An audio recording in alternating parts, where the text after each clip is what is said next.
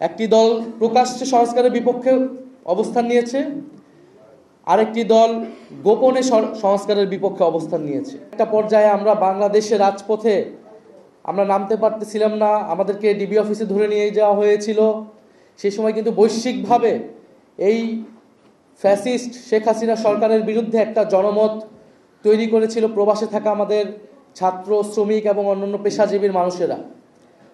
পৃথিবীর প্রায় প্রতিটা দেশে যেখানে বাংলাদেশিরা রয়েছে তারা প্রত্যেকে কথা বলেছে, প্রত্যেকে সেখানে রাজপথে নেমেছে, কর্তৃপক্ষের কাছে জানিয়েছে এবং অনলাইনে তারা ক্যাম্পেইন করেছে।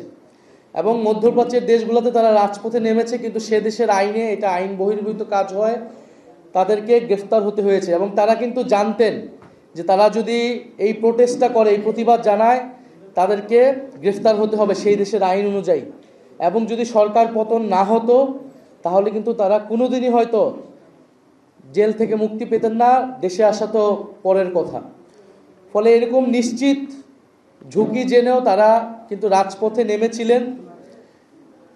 আমাদের কারোর সাথেই তাদের যোগাযোগ ছিল না, তারা নিজেদের বিবেকের জায়গা থেকে, দেশপ্রেমের জায়গা থেকে রাজপথে নেমেছিলেন ছাত্রদের পক্ষে। ফলে তাদের সেই অবদানকে আমরা সবসময় স্মরণ করি, মনে রাখবো সারা জীবন। এবং অবশেষে তারা মুক্তি পাচ্ছে, এটা আমাদের জন্য, জাতির জন্য সুখবর। আমরা সরকারের কাছে আবেদন জানাবো যাতে তাদের পুনর্বাসনের দায়িত্ব, এই যে ভোটাধিকার প্রদান, এটা একটা বড় মাইলফলক হবে। যারা প্রবাসে রয়েছেন আমরা বলবো আপনারা রেজিস্ট্রেশন সহ যে এই ধরনের কার্যক্রমও রয়েছে সেটা আপনারা দ্রুত সম্পাদন করুন। আমরা চাই যে নতুন বাংলাদেশের জন্য এই যে সামনে নির্বাচনটি হতে যাবে, সেখানে আপনারা আপনাদের গুরুত্বপূর্ণ মতামত দিবেন, আপনাদের রাজনৈতিক সিদ্ধান্ত আপনারা জানাবেন। আমরা বলবো যে জাতীয় নাগরিক পার্টি গণ অভ্যুত্থান থেকে উঠে আসা একটি রাজনৈতিক দল। আমরা কিন্তু কখনোই বলি না যে গণ অভ্যুত্থান শুধু এনসিপির, যদিও এরকম অভিযোগ এনসিপি প্রতি অনেকেই করার চেষ্টা করে যে এনসিপি গণ অভ্যুত্থানকে কুক্ষিগত করেছে বা এরকম, কিন্তু আমরা কিন্তু এটা কখনোই বলি নাই। আমরা সবসময় বলেছি গণ অভ্যুত্থান জনগণের, সাধারণ ছাত্র এবং জনগণরা মিলেই গণ অভ্যুত্থান সফল করেছিল। এবং ফ্যাসিবাদ বিরোধী সকল রাজনৈতিক দলের ছাত্র নেতাদের এখানে কন্ট্রিবিউশন রয়েছে, তারা রাজপথে ছিলেন। গণ অভ্যুত্থানের ফসল নেবার বেলায় কিন্তু সবাই এগিয়ে আসে। এই গণ অভ্যুত্থানের ফসল কিন্তু বিএনপি, জামাত সমানভাবে তারা নিচ্ছে। আগামী নির্বাচনেও তারা সেই ধরনের একটা বন্দোবস্ত তৈরি করছে।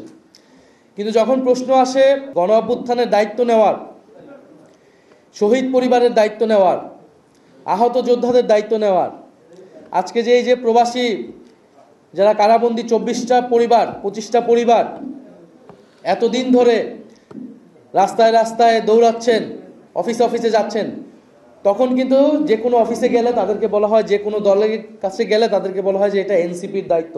কিন্তু আমাদের অনুরোধ থাকবে, আহ্বান থাকবে যে গণ অভ্যুত্থানের পরে বাংলাদেশ যেই দিকে যাওয়ার কথা ছিল, বাংলাদেশ সেই দিকে আগানোর কথা ছিল, সেই রাস্তা আপনারা অবরুদ্ধ করবেন না, বাধা হয়ে দাঁড়াবেন না। আমরা দেখছি যে সামনের নির্বাচনের আগে নানা ধরনের পরিস্থিতি ঘোলাটে করার চেষ্টা করা হচ্ছে। এবং আমরা যে সংস্কার কার্যক্রম শুরু করেছিলাম, সংস্কারের অগ্রযাত্রা শুরু করেছিলাম, সেটাকে নানাভাবে বাধাগ্রস্ত করা হয়েছে। একটি দল প্রকাশ্যে সংস্কারের বিপক্ষে অবস্থান নিয়েছে, আরেকটি দল গোপনে সংস্কারের বিপক্ষে অবস্থান নিয়েছে। ফলে এই কারণে কিন্তু আমরা সংস্কার নিয়ে একটা সমঝোতায় আসলে পৌঁছাতে পারি নাই। তারপরেও আমরা যেহেতু জনগণের ভিতরে ব্যাপক চাহিদা সংস্কার এবং পরিবর্তনের, আমরা কিন্তু গণভোটের বিষয়টা আদায় করতে পেরেছি। এবং এবারের সামনের ভোট শুধু সরকার পরিবর্তনের ভোট না, শুধু একটা দল গিয়েছে আরেকটা দল আসবে, ডক্টর ইউনূস চলে যাবে আরেকজন আসবে, সেই ভোট না। এবারের ভোট কিন্তু হবে দেশের পরিবর্তনের ভোট। ফলে বাংলাদেশের জনগণ এবার বিচার বিবেচনা করে ভোট প্রদান করবে, এটা আমাদের বিশ্বাস। বেগম খালেদা জিয়া তিনি প্রচণ্ডভাবে অসুস্থ, আমরা তার আরোগ্য কামনা করি। বাংলাদেশের গণতন্ত্র এবং সার্বভৌমত্বের লড়াইয়ে তার যে ভূমিকা, সেই ভূমিকা এই জাতি মনে রাখবে। আমরা আশা করব যে তিনি আমাদের মধ্যে আরও অনেক দিন বেঁচে থাকবেন।